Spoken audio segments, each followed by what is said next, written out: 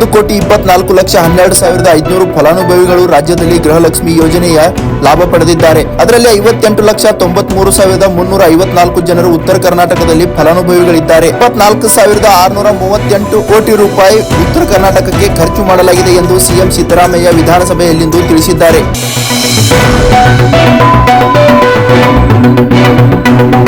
ಬೆಳಗಾವಿಯಲ್ಲಿ ಸಚಿವ ಸತೀಶ್ ಜಾರಕಿಹೊಳಿ ನಿವಾಸದಲ್ಲಿ ಸಿದ್ದರಾಮಯ್ಯ ಬಣದ ಡಿನ್ನರ್ ಮೀಟಿಂಗ್ ವಿಚಾರಕ್ಕೆ ಡಿಸಿಎಂ ಡಿಕೆ ಶಿವಕುಮಾರ್ ಪ್ರತಿಕ್ರಿಯಿಸಿದ್ದಾರೆ. ಡಿನ್ನರ್ ಮೀಟಿಂಗ್ ಮಾಡಲಿ ಸಂತೋಷದ ವಿಷಯ, ಊಟ ಮಾಡಲಿಕ್ಕೆ ಯಾರಿಗೂ ಬೇಡ ಅನ್ನೋಕ್ಕೂ ಆಗಲ್ಲ. ಹೊರಗಡೆಯಿಂದ ಬಂದಿರ್ತಾರೆ, ಊಟ ಮಾಡಲಿ ತಪ್ಪೇನಿದೆ ಎಂದು ಹೇಳಿದ್ದಾರೆ. ಡಿಸಿಎಂ ಏನಂದ್ರು ನೋಡೋಣ ಬನ್ನಿ. ಸರ್, ರಾತ್ರಿ ಡಿನ್ನರ್ ಮೀಟಿಂಗ್ ಆಗಿದೆ ಸರ್ ಸತೀಶ್ ಜಾರಕಿಹೊಳಿ ಅವರ ಮನೆಯಲ್ಲಿ. ಸಂತೋಷ, ಊಟ ಮಾಡೋದು ಬೇಡ ಅಂತ 4-5 ಜನ ಅಷ್ಟೇ ಇದ್ದಿದ್ದು ಅಂತ ಸರ್, ಬೇರೆ ನಮ್ಗೆ ಯಾಕೆ ಅದೆಲ್ಲ ಈಗ ಬರ್ತಾರೆ, ಊಟ ಮಾಡ್ತಾರೆ, ಈಗ ಹೊರಗಡೆಯಿಂದ ಬಂದಿದ್ದೀವಿ, ತಪ್ಪೇನಿದೆ.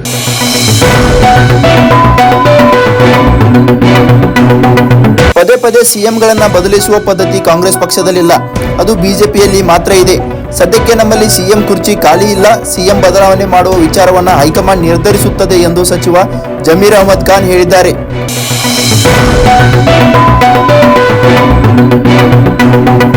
ಉಪಮುಖ್ಯಮಂತ್ರಿ ಡಿಕೆ ಶಿವಕುಮಾರ್ ಅವರ ಆಪ್ತ ಕಾರ್ಯದರ್ಶಿ ರಾಜೇಂದ್ರ ಪ್ರಸಾದ್ ಕಾರು ಡಿಕ್ಕಿಯಾಗಿ ಬೈಕ್ ಸವಾರ ಸಾವನ್ನಪ್ಪಿರುವ ಘಟನೆ ಬೆಳಗಾವಿ ಜಿಲ್ಲೆಯ ಸವದತ್ತಿ ಹೊರವಲಯದಲ್ಲಿ ನಡೆದಿದೆ.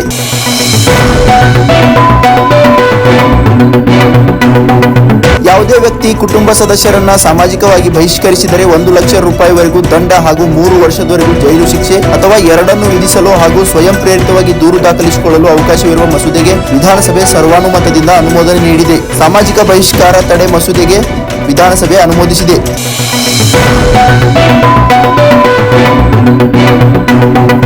ಉತ್ತರ ಕರ್ನಾಟಕದ ಅಭಿವೃದ್ಧಿ ಬಗ್ಗೆ ಸದನದಲ್ಲಿ ಚರ್ಚೆಯಾಗಿಲ್ಲ ಎಂಬ ಪರಿಷತ್ ವಿಪಕ್ಷ ನಾಯಕ ಛಲವಾದಿ ನಾರಾಯಣಸ್ವಾಮಿ ಹೇಳಿಕೆಗೆ ಸಚಿವ ಸಂತೋಷ್ ಲಾಡ್ ಆಕ್ರೋಶ ವ್ಯಕ್ತಪಡಿಸಿದ್ದಾರೆ. ಅವರು ಎಷ್ಟು ತಾಸು ಮಾತನಾಡಿದ್ದಾರೆ ಮೊದಲು ನೋಡ್ಲಿ, ಸರ್ಕಾರ ಅವರಿಗೆ ಅವಕಾಶ ಕೊಟ್ಟಿದೆ, ಆದ್ರೆ ಬರೀ ಕೈಯಲ್ಲೇ ಬಂದು ಹೋದ್ರು ಅನ್ನೋದಕ್ಕೆ ಇವರೇನು ಸೂಟ್ ಕೇಸ್ ಕೊಟ್ಟು ಕಳುಹಿಸುತ್ತಿದ್ರ ಎಂದು ಪ್ರಶ್ನಿಸಿದ್ದಾರೆ. ಸಚಿವ ಲಾಡ್ ಏನಂದ್ರು ಬನ್ನಿ ಕೇಳೋಣ.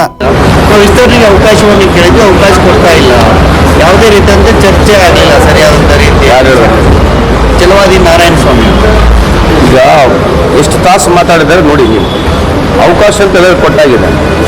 ಬರೇ ಕೈಲೇ ಹೋಗೋದಂತಂದ್ರೆ ಇವ್ರು ಬಂದಾಗ ಇವ್ರ ಅಧಿಕಾರದಲ್ಲಿದ್ದಾಗ ಎಲ್ಲರಿಗೆ ನಾವು ಸುಟಿಗೆಸ್ ಕೊಟ್ಬಿಡ್ತೀರಂತ. ಇವ್ರ ಅಧಿವೇಶನ ಇಲ್ಲಿ ನಡೆಸಿದಾಗ ಬಂದವರಿಗೆಲ್ಲ ಕೈ ಸುಟಿಗೆಸ್ ಕೊಟ್ಟು ಕಳಿಸ್ಬಿಡ್ತೀರಂತ. ಸರ್ಕಾರ ಒಂದು ಇತಿಮಿತಿಯಲ್ಲಿ ನಡೀತದೆ.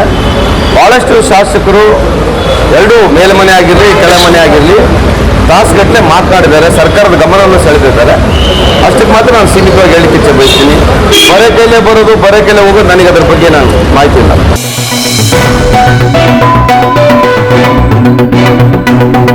ಮನ್ರೇಗಾ ಯೋಜನೆ ಹೆಸರನ್ನ ಬದಲಾಯಿಸಬೇಡಿ, ಅದನ್ನು ಯಥಾವತ್ತಾಗಿ ಮುನ್ನಡೆಸಿಕೊಂಡು ಹೋಗಿ. ನೀವು ಬಡವರಿಗೆ ತೋರಿಸಿರುವ ಬದಲಾವಣೆ ಕನಸು ಈಡೇರುವುದಿಲ್ಲ ಎಂದು ರಾಜ್ಯಸಭೆಯಲ್ಲಿ ವಿಪಕ್ಷ ನಾಯಕ ಮಲ್ಲಿಕಾರ್ಜುನ್ ಖರ್ಗೆ ಕೇಂದ್ರ ಸರ್ಕಾರದ ವಿರುದ್ಧ ಕಿಡಿಕಾರಿದ್ದಾರೆ. ಖರ್ಗೆ ಮಾತು ಹೇಗಿತ್ತು ನೋಡೋಣ ಬನ್ನಿ. बात कहूंगा, वो शायरी तो नहीं है, मैं ये बोलूंगा कि ये जो गरीबों को जो सपना दिखा रहे हैं वो कभी पूरा नहीं होगा. इसीलिए गरीब लोग कह रहे हैं, ए तिरुचि सुनो इधर भी जरा, बुलंद वायदों की बस्तियां लेकर, बुलंद वादों की बस्तियां लेकर हम क्या करेंगे, बुलंद वादों की बस्तियां लेकर हम क्या करेंगे.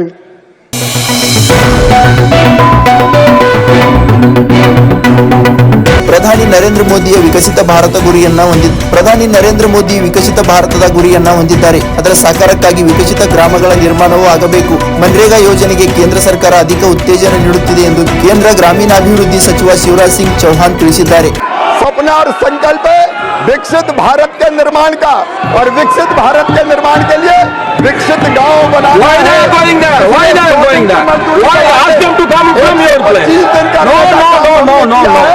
और उसके साथ साथ विकसित संकल्प हमने विकसित गांव बनेंगे,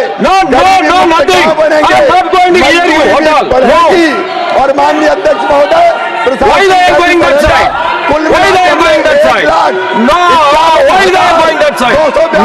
प्रावधान किया है, रोजगार भी मिलेंगे, गांव का विकास भी होगा, देश भी आगे बढ़ेगा। और इसलिए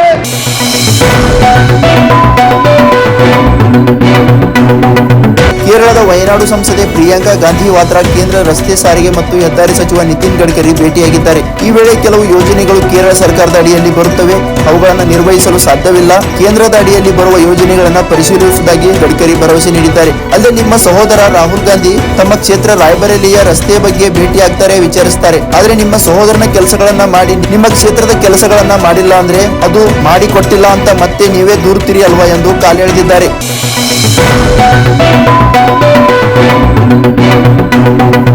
ಬಹುಕೋಟಿ ವಂಚನೆ ಪ್ರಕರಣದಲ್ಲಿ ಸಿಲುಕಿರುವ ಉದ್ಯಮಿ ವಿಜಯ್ ಮಲ್ಯ ಹಾಗೂ ಲಲಿತ್ ಮೋದಿ ಭಾರತ ಬಿಟ್ಟು ಪರಾರಿಯಾಗಿದ್ದಾರೆ.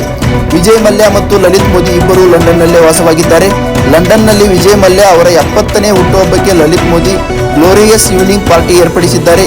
ಈ ಅದ್ದೂರಿ ಹುಟ್ಟುಹಬ್ಬದ ಪಾರ್ಟಿಯ ಫೋಟೋಗಳು ಈಗ ಎಲ್ಲೆಡೆ ವೈರಲ್ ಆಗಿವೆ.